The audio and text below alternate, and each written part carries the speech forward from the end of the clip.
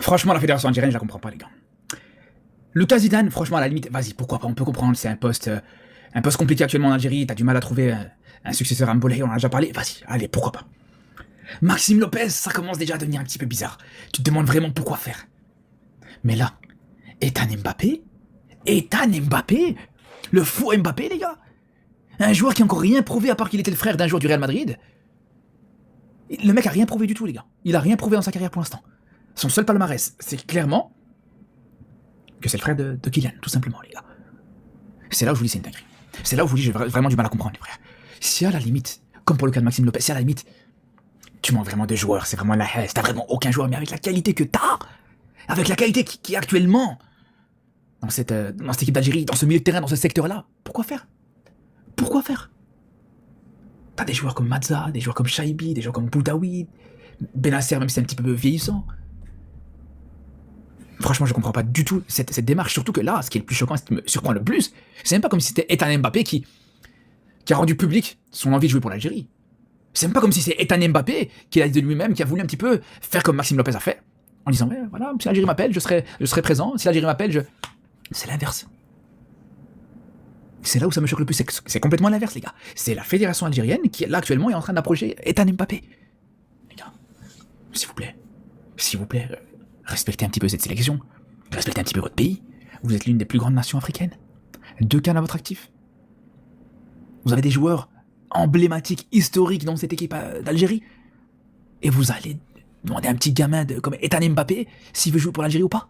Mais comme je vous dis, à la limite, si vraiment il doit venir, ça doit venir de lui pour moi. Ça doit venir de lui, c'est lui qui doit vraiment se dire, ouais, voilà. Surtout qu'on parle d'un joueur, encore une fois, mais ça c'est devenu normal, ça ne choque même plus, ça ne surprend même plus. On parle d'un joueur, encore une fois, les frères, qui a toujours affiché ouvertement le fait que, voilà, son rêve c'est l'équipe de France, son objectif c'est l'équipe de France. C'est clair. C'est pas comme si là t'avais un doute ou non, il te le dit ouvertement, il s'en cache pas. Il va faire comme son frère, jouer en équipe de France, il veut jouer en équipe. Son rêve c'est de jouer en équipe de France avec son frère. Et là, tu vas aller le solliciter. Non, franchement, j'ai vraiment du mal à comprendre, les gars. Tu vas ramener une équipe d'Algérie, c'est quoi le but? C'est quoi le projet? Tu veux ramener des joueurs performants, des joueurs de qualité, des joueurs intéressants? Ou tu veux juste ramener des noms, en fait? Je comprends pas, tu veux juste aligner des noms, des Zidane, des Mbappé, le cousin de Benzema, le fils de Nasri, le petit frère à...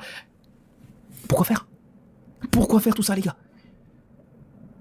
Mais le plus dingue, ce qui serait en tout cas le plus dingue, et j'espère vraiment que ce serait pas le cas, les gars, parce que là, pour le coup, pour l'Algérie, en termes d'ego, ça sera vraiment très compliqué, mais le plus dingue, comme je vous dis, c'est que c'est juste derrière, Ethan Mbappé te dit non mais ça m'intéresse pas, merci à l'Algérie mais ça m'intéresse pas de jouer pour l'Algérie. Imaginez 2 secondes que cette sélection algérienne, cette fédération algérienne se fasse recaler par le Ethan Mbappé. Les gars, je serais dur aujourd'hui avec ça.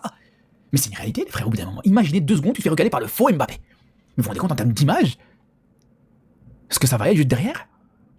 Ah mais je vous le dis, là pour le coup, en termes de chambrage, ça va y aller. En termes de chambrage, vous n'aurez pas eu surpris à ce moment-là, les gars. Mais d'un autre côté, les gars, franchement, ça donne même pas envie de chambrer parce que pour moi, c'est juste une certaine manière de se rabaisser. De rabaisser encore une fois le football algérien, l'équipe nationale algérienne et surtout le football africain. En général, c'est toujours le même principe. C'est moi ce qui m'intéresse, encore une fois. Voilà, les Algériens, vous faites ce que vous voulez, c'est pas mon problème.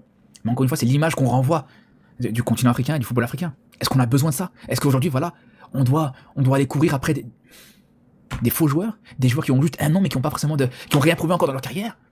Encore, à la limite, tu me dis, le petit Mbappé, il performe, il stat, il commence à s'imposer.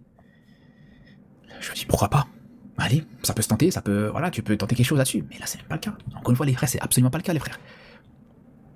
Il a joué au PSG juste parce que c'est tout simplement Kylian qui a demandé de le ramener. Je dirais il s'est fait virer par le PSG parce que non seulement il était pas forcément bon, mais en plus de ça, parce que carrément il avait un niveau, c'est sûr et certain, mais surtout qu'en plus de ça, voilà, il y avait les conflits autour d'Mbappé, de son frère qui était présent. Alors c'est vrai que du côté du LOSC, c'est pas dégueu non plus ce qu'il fait. Bon, il fait un début de saison intéressant, mais justement il marque contre le Paris Saint-Germain. Mais est-ce que c'est suffisant aujourd'hui pour prétendre à une sélection en Algérie?